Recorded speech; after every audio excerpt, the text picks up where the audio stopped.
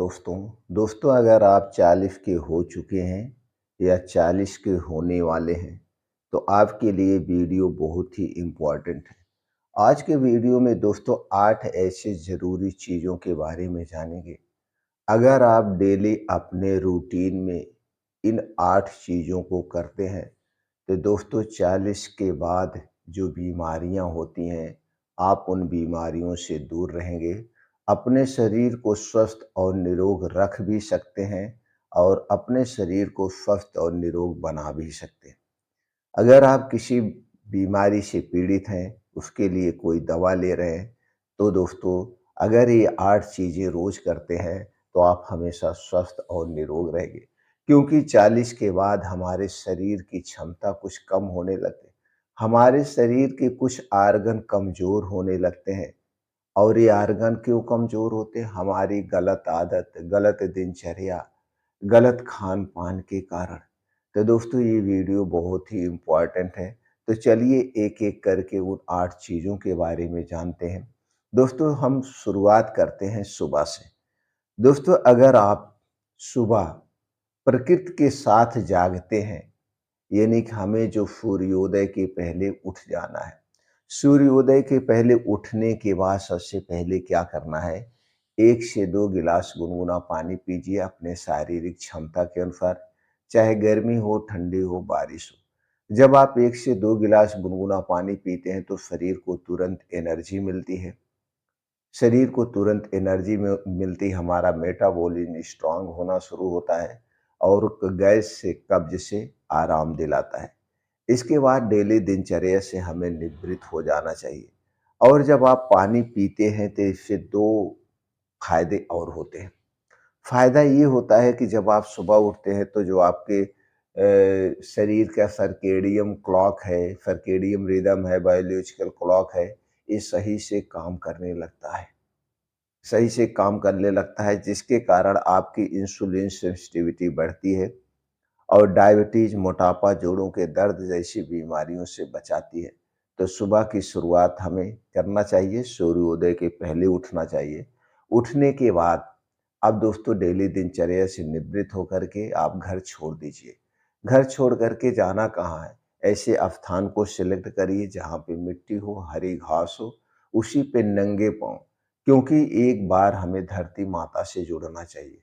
तो जब आप नंगे पाँव सुबह-सुबह मिट्टी पर चलते हैं, घास पर चलते हैं, तो दोस्तों आपका शरीर चार्ज होता है और ऊपर से सूर्य की रोशनी पड़ती है, उससे हमारे शरीर की हड्डियाँ मजबूत होती हैं। सूर्य की रोशनी से दोस्तों हमें क्या मिलता है? विटामिन डी, जो हमारी इम्यूनिटी को स्ट्रॉन्ग बनाता है, हड्डियों को मजबूत, बालों को स्ट्रॉन्ग, इस पूरे शरीर के लिए फ़ायदेमंद है। अब वहीं पे 1 से डेढ़ घंटे आपको बिताना चाहिए। 1 से डेढ़ घंटे में आप तेज़ गति से मॉर्निंग वॉक करिए। 12 प्रकार के सूर्य प्राणायाम आते हैं, उसे करिए। अनुलोम-विलोम, कपालभाति करिए और 10 से 15 मिनट का ध्यान करिए, मेडिटेशन करिए। ये सब करने से हमारा शरीर स्वस्थ रहता है, निरोग रहता है और ब्लड फ्लो दोस्तों सही तरीके से होता है। दूसरा चीज़ क्या करना है? दोस्तों कुछ ऐसे अनाज हैं जिनमें सभी प्रकार के मल्टीविटामिन, एंटीऑक्सीडेंट, फाइटोकेमिकल, मिनरल सब कुछ पाए जाते हैं, जो हमारे शरीर के लिए बहुत ज़रूरी है। इन चीज़ों को हमें अपने डेली रूटीन में ज़रूर शामिल करना चाहिए। उनमें है, सबसे पहली चीज़ है वो है अलसी। अलसी में omega 3, omega 6, omega 9 fatty acid पाया जाता है, जो आज के समय के अनुसार हमारे लिए बहुत ज़रूरी है। दूसरी चीज़ है वो है सफ़ेद तिल। अलसी, सफ़ेद तिल, रागी, बाजरा और इसके अलावा कद्दू का बीज। इन 4 चीज़ें हमारे डेली रूटीन में होनी चाहिए। इसमें calcium, iron, fibre, amino acids जैसे बहुत सारी चीज़ें पाई जाती हैं, जो हड्डियों को मजबूत बनाती है, पाचन को बेहतर बनाती है, मांसपेशियों को एक्टिव रखती है। तो दोस्तों हमारी जो है सुबह की शुरुआत इन अनाजों से होगी, तो सबसे बेटर होगा। इन्हें आप कई तरीके से खा सकते हैं। भिगो के खा सकते हैं, रोटी बना के खा सकते हैं, यानी चाहे जैसे आप इन्हें ज़रूर शामिल करिए। इसके बाद तीसरी आदत हमारी होनी चाहिए, मौसमी मौसमी फल के बारे में। हमें डेली 2 से 3 मौसमी फल खाने चाहिए। मौसमी फल दोस्तों हमारे शरीर को अंदर से क्लीन करता है, टॉक्सिन को बाहर निकालता है, सभी आवश्यक तत्वों की पूर्ति करता है। ये नहीं है कि आप खरीद के खाइए, जो भी मौसमी फल पाया जाता है, जैसे अब बेर आने वाली है, जामुन जो फ्री में मिलता है, इसके अलावा अमरूद हो गया, पपीता हो गया, जो भी फल आपको मिल रहा है अपने बजट के अनुसार ले सकते हैं। लेकिन इन फलों का सेवन हमें मौसम के अनुसार करना चाहिए, स्टोर किया गया नहीं करना चाहिए। ये सारे फल हमारी एनर्जी को बूस्ट करते हैं, इम्यूनिटी सिस्टम को मजबूत बनाते हैं और बुढ़ापे के समय जो आवश्यक तत्वों की कमी होती है, उनकी पूर्ति करते हैं। इसके अलावा हम कुछ सूखे मेवे ले सकते हैं। सूखे मेवे और फल को प्राकृतिक एनर्जी का स्रोत कहा जाता है। सूखे मेवे की बात करें तो आप 4-5 बादाम ले सकते हैं, काजू ले सकते हैं, किशमिश ले सकते हैं, शहद ले सकते हैं, मखाना ले सकते हैं, अखरोट ले सकते हैं। आपका जो बजट अलाउ कर रहा है, बजट के अनुसार आप इसे ले सकते हैं। इसके बाद अगली आदत हमारी जो होनी चाहिए, वो दोस्तों होनी चाहिए डेली रूटीन में हरी साग-सब्जियाँ। अनाज हमें कम खाना चाहिए, साग-सब्जियाँ ज़्यादा खानी चाहिए।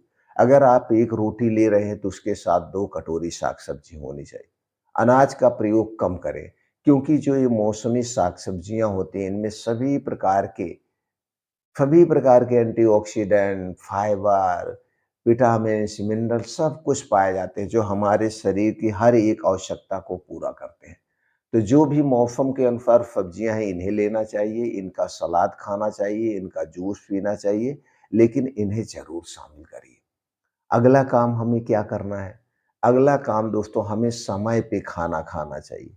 ये नहीं जो जभी पाएँ तभी खा लें। इन्हें हमें समय से खाना चाहिए। समय का मतलब है दिन-दिन में हमें खाना चाहिए और रात को पूर्ण रूप से आराम करना चाहिए, शारीरिक और मानसिक।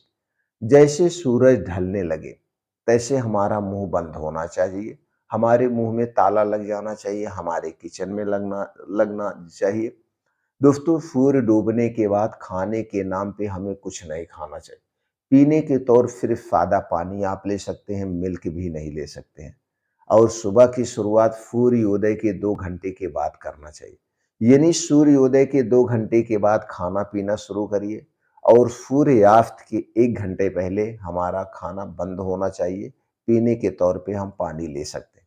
जिस दिन आप इस नियम को अपनाते हैं, ठीक उसके 2 महीने के बाद आपके शरीर से हर एक बीमारियाँ दूर होना शुरू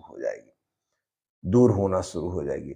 इसके अलावा और क्या करना चाहिए? कुछ ऐसी चीज़ें हैं जिन्हें हमें बिल्कुल नहीं खाना चाहिए। यानी घर से बाहर की बनी हुई जितनी भी चीज़ है, चाहे खुली दुकान पे बनी हो, चाहे बहुत बड़ी फैक्ट्री में बनी हो, चाहे दोस्तों मल्टीनेशनल कंपनियों में भी क्यों ना बनी हो, हमें नहीं लेना चाहिए। ये सारी चीज़ें अगर मीठी है तो चीनी, मैदा, रिफाइन किए गए चीज़ से बनाई गई। अगर तीखी है तो चीनी के स्थान पे अधिक मात्रा में नमक और लाल मिर्च का प्रयोग किया गया। अगर इतना ही काम आप डेली करते हैं, तो दोस्तों 40 के बाद जो समस्याएँ होती हैं, उन समस्याओं से आप दूर रहेंगे। अगर आपके शरीर में कोई बीमारी तो बीमारी अपने आप ठीक होना शुरू हो जाएगी। प्रैक्टिकल के तौर पे आप 3-4 महीना करके देख लीजिए दोस्तों।